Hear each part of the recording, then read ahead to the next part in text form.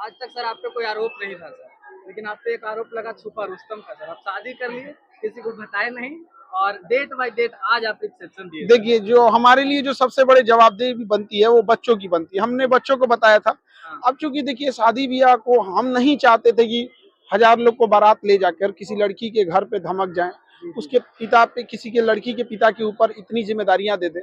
तो हमने एकदम आराम से 10-12 लोग आज लड़कों के लिए कब आयोजन किया जाएगा? आज प्रोग्राम, आज जो पार्टी था वो लड़कियों के लिए था। अब इसके बाद लड़कों के 3 दिन बाद लड़कों के लिए भी किया जाएगा, क्योंकि पहले लड़कियों का कर दिया गया। लड़कियां लक्ष्मी होती है, लेडीज फर्स्ट वैसे भी बोला जाता है। तो अभी पहले लेडीज का कर दिया, गर्ल्स का, उसके बाद फिर बॉयज का किया जाएगा। तो कितनी संख्या में आज लड़कियां यहाँ पे? आज तो बहुत ज्यादा भीड़ लगी थी, यहाँ से भीड़ लगी थी, पीएमसीएच से लेके एनआईटी तक लग गया था। लगभग 20,000 से ज्यादा लड़कियां थी।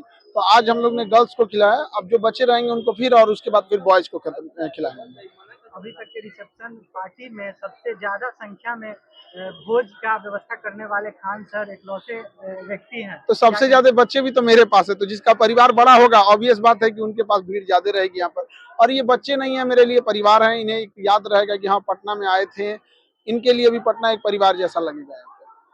सर आज तक सर आप पे कोई आरोप नहीं था सर, लेकिन आप पे एक आरोप लगा छुपा रुस्तम का सर। आप शादी कर लिए, किसी को बताए नहीं और डेट बाय डेट आज आप रिसेप्शन दिए। देखिए, जो हमारे लिए जो सबसे बड़े जवाबदेही भी बनती है वो बच्चों की बनती है। हमने बच्चों को बताया था। हाँ। अब चूंकि देखिए, शादी ब्याह को हम नहीं चाहते थे कि हजार लोग को बारात ले जाकर किसी लड़की के घर पे धमक जाएं, उसके पिता पे, किसी के लड़की के पिता के ऊपर इतनी जिम्मेदारियां दे दें। तो हमने एकदम आराम से 10-12 लोग थे और उसमें हम लोग ने शादी कर ली। उसके बाद रिसेप्शन, चूंकि वो हमारे कंधों पे जिम्मेदारी आएगी, तो हम यही कहेंगे कि बाकी लोगों से भी कि भाई, किसी लड़की के पिता अगर सक्षम हैं तो ही आप जरूर उस हिसाब से उनके ऊपर बोझ बनिएगा। ये नहीं कि आप है तो मतलब अब अपनी अपनी चॉइस है, अपना अपना वो है।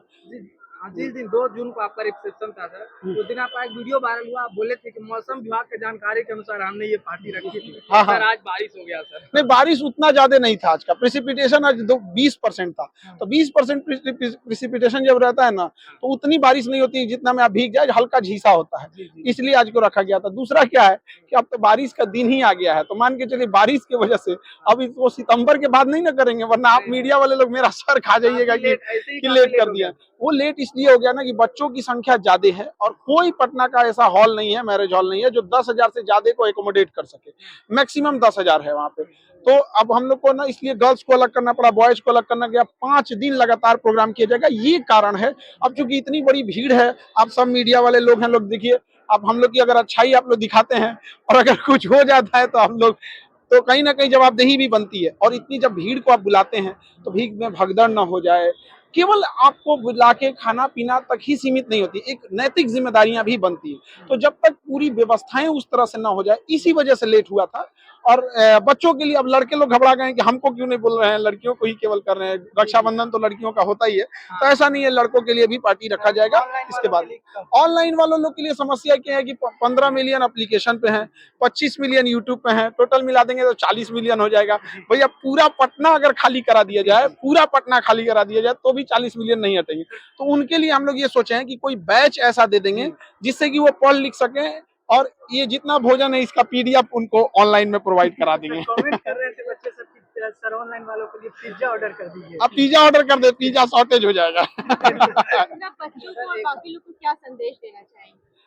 देखिए, बच्चों को तो यही संदेश देना चाहेंगे कि हंस खेल के जिंदगी जिए, टेंशन में नहीं रहिए, पढ़ाई कीजिए।